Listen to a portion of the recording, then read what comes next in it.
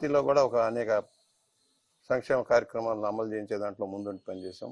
ఇవాళ polit bureau మెంబర్గా ఉన్న నాదైన బాణీలో సూచనలు చేస్తాం. కన్స్ట్రక్టివ్ క్రిటిసిజం, నిర్మాణాత్మక విమర్శ ఉంటుంది. ఎన్టీఆర్ పార్టీ స్థాపించినప్పుడు మిమ్మల్ని ఆహ్వానించారా ఈ ప్రాంతానికి సంబంధించి, లేకపోతే మీరు ఎవరిదాన్ని జాయిన్ అయ్యారా? 82లో పార్టీ ప్రారంభిస్తారని ముందుగా అనౌన్స్ చేసిన వాడు మా తమ్ముడు రాజేంద్ర ప్రసాద్.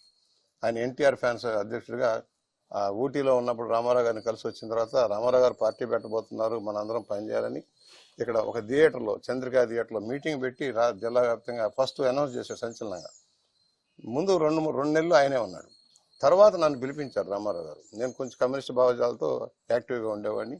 ఆ జిల్లా నాయకులంతా కలిపి వాళ్ళని ప్రసాద్ గారి కంటే వాళ్ళ బ్రదర్ అయితే బాగుంటుందనే భావన పిలిపిస్తే, నువ్వు వస్తే బాగుంటుందని అందరూ అంటున్నారని నన్ను ఫస్ట్ 2 జిల్లాల కన్వీనర్గా పెట్టారు. ఉభయ గోదావరి జిల్లాల తెలుగుదేశం పార్టీ కన్వీనర్గా, ఆ రోజు కన్వీనర్ పోస్ట్ అనమాట, ప్రెసిడెంట్ లాంటిది. తెలుగుదేశం అంటే తెలియని రోజుల్లో జనంలోకి వెళ్ళి ఊరున మీటింగ్లు పెట్టుకుంటూ నాయకుల్ని ఐడెంటిఫై చేసుకుంటూ ముందుకెళ్ళాం.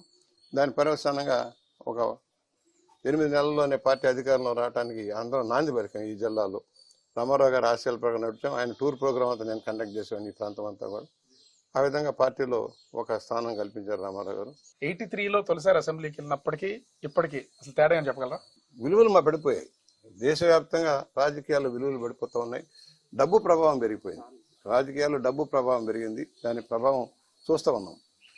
డబ్బు లేనిదే ఓట్లు లేవనేది, పదవులు కావాలంటే డబ్బు ఉండాలని, ఎమ్మెల్యే సీట్లు ఎంపీ సీట్లు కావాలంటే డబ్బు కావాలనే ధోరణి రావడం చాలా బాధాకరం.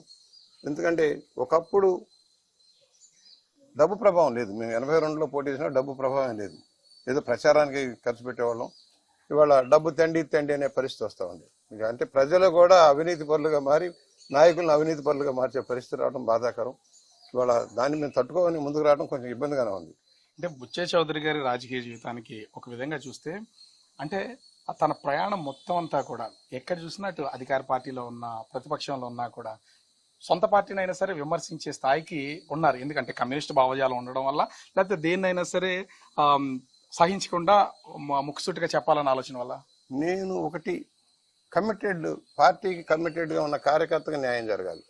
ఎలా ఉంటుందంటే, మీరంతా కష్టపడి డయాస్ ఏర్పాటు చేసి మైకులు పెట్టి మీటింగ్లు పెట్టిన తర్వాత మీరు వెళ్ళి స్నానం చేసి వచ్చే లోపల ఏమి చేయని వాడు వచ్చి నాయకుడికి ఏం చెబుతాడు, నేనే చేశాను ఇదంతా అని చెబితే నాయకుడు ఏమనుకుంటాడు, ఈడు చేశాడు అనుకుంటాడు. అసలు కష్టపడ్డవాడు గుర్తింపు లేకుండా పోతారు. దాన్ని నేను వ్యతిరేకం. అసలు మీరు దాదాపుగా 7 సార్లు ఎమ్మెల్యే, పొలిట్ బ్యూరో చేశారు, మంత్రిగా కూడా పనిచేశారు. ఎక్కడా కూడా గోరెంట్ల బుచ్చయ్య చౌదరి మాజీ మంత్రి అనే దాన్ని పడకుండా ఎమ్మెల్యే, సీనియర్ టీడీపీ నాయకుడు, పొలిట్ బ్యూరో సభ్యుడు, ఇదే ఎందుకు అంటే మాజీ మంత్రి అనే దాన్ని ఎక్కడ వాడరు ఎందుకు? అసలు నేను పదవి ఉందా లేదా అని ఏనాడు చూడాల. పార్టీ పదవి ఉన్నా లేకపోయినా నేను పొలిట్ బ్యూరో రావడానికి అనేక సంవత్సరాలు పట్టింది. పార్టీ ఫౌండర్లో ఒకరుగా ఉన్న వాళ్ళం పొలిట్ బ్యూరో రావడానికి ఎన్ని సంవత్సరాలు పెట్టింది? ఈ మధ్య కాలమే కదా. అందువల్ల పదవి ఉందా లేదా కాదు, నాకు అప్పచెప్పిన బాధ్యతని పార్టీ తరఫున ఉత్తరాంధ్ర దగ్గర నుంచి రాయలసీమ దగ్గర ఏ పని అప్పచెప్పినా చేసుకెళ్ళారు. అందరితో అనుసంధానం, కులాలకి మతాలకు అతీతంగా, ప్రాంతాలకు అతీతంగా, అటు రాయలసీమలోను, ఇటు తెలంగాణలోను, ఆంధ్ర, ఉత్తరాంధ్ర అందరితో సత్సంబంధాలు ఉంటాయి. నాకు వాళ్ళలో వైరుధ్యాలు ఉండొచ్చు, కానీ నా దగ్గర వచ్చి అందరూ ఏకంగానే ఉంటారు, స్నేహితులుగా. అంటే దీన్ని అంగీకరించకపోయినా చంద్రబాబుతో సమకాలికుడు అనేది బుచ్చయ్య చౌదరి గారికి ఉన్నటువంటి ఒక పేరు. ఇద్దరు కలిసి ఇంచుమించుగా రాజకీయాల్లో ఒకే సమయంలో వచ్చినటువంటి వాళ్ళు, ప్రయాణం కూడా కొనసాగుతున్నటువంటి. ఎందుకు ఇన్ని సార్లు, అంటే 7 నెలల మంత్రి పదవి కాకుండా ఇన్ని సార్లు పోటీ చేసినా మీరు అసలు మళ్ళీ మంత్రి పదవి అనే ఛాన్స్ రాకుండా పోయింది? అసలు కారణాలు ఏమి? వాళ్ళ ఇష్టం, పార్టీ అధినాయకుడు ఇష్టం, ఇవ్వకపోవటం అనేది వాళ్ళ ఇష్టం. గెలవటం రావటం మా కష్టాన్ని బట్టి, ప్రజల్లో ఉన్న పలుకుబడిని బట్టి గెలుస్తాం. ఇవాళ ఎందుకంటే నాకంటే సీనియర్, ఏ మాట ఆయన రాజకీయాల్లో నాకంటే సీనియర్. పార్టీ పరంగా అయితే కమ్యూనిస్ట్ ఉద్యమం నుంచి మేము సీనియర్లు కావచ్చు, కానీ ఎమ్మెల్యేగా నాకంటే సీనియర్ చంద్రబాబు నాయుడు గారు. కాకపోతే పార్టీ పరంగా నేను senior most in the party. ఇవాళ ఉన్న గంటల్లో 82లో ప్రారంభం నుంచి ఉన్న వాళ్ళు నేనే సీనియర్ మోస్ట్. ఇవాళ పదవి ఏది ఇచ్చినా ఇవ్వకపోయినా పార్టీకి కమిటెడ్, ఈ రోజుకైనా కమిటెడ్. మొన్న నేను సీనియర్ మోస్ట్ ఆశించాం, ఇస్తారేమో అని అనుకున్నాం, ఇవ్వలేదు. దాని ఈక్వేషన్లో మరొకటో ఏం చేశారు నాకు అనవసరం. అంత మాత్రం అసంతృప్తి చెందాల్సిన అవసరం లేదు, నా పని నేను చేస్తాను. అంటే 2014లో కూడా ఆశించారు అప్పుడు, తర్వాత ఇప్పుడు మొన్న 24లో అధికారులు వచ్చినప్పుడు కూడా మంత్రి పదవి ఆశించినా ఎందుకు మంత్రి పదవి ఇవ్వట్లేదు? దీని వెనక ఏమైనా కారణాలు ఏమైనా చూడొచ్చు? I don't know. ఆ ఈక్వేషన్, సామాజిక ఈక్వేషన్ మరొకటో ఏదో ఈ జిల్లా స్వరూపం మీద మాట్లాడతారు. నేను రామ భక్తుడిని మొదటి నుంచి కూడా, ఎన్టీ రామారావు భక్తుడిని, రామారావు గారి కోసం ఆఖరి దాకా ఉంటాం కూడా. అంటే ఇక్కడ ఒక విమర్శ కూడా ఉంది. 96లో అటు ఎన్టీఆర్ చనిపోయే వరకు కూడా మీరు తోడుగానే ఉన్నారు.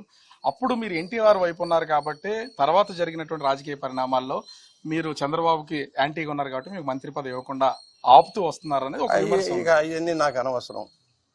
రామారావు గారు చచ్చిపోయేదాకా తర్వాత కూడా కొన్నాళ్ళ పాటు అంటిపెట్టుకుని ఉన్నాం. తర్వాత చంద్రబాబు గారి పిలుపు మేరకు మళ్ళీ వచ్చాం. ఆ రోజు నాకు తెలుగుదేశం టికెట్లో సైకిల్ గుర్తు మీద ఎమ్మెల్యేగా ఉన్నాను. రామారావు గారు చచ్చిపోయినప్పుడు ఆయనతోటి పాటు ఉండి పోరాటం చేశాం ఆయన కోసం.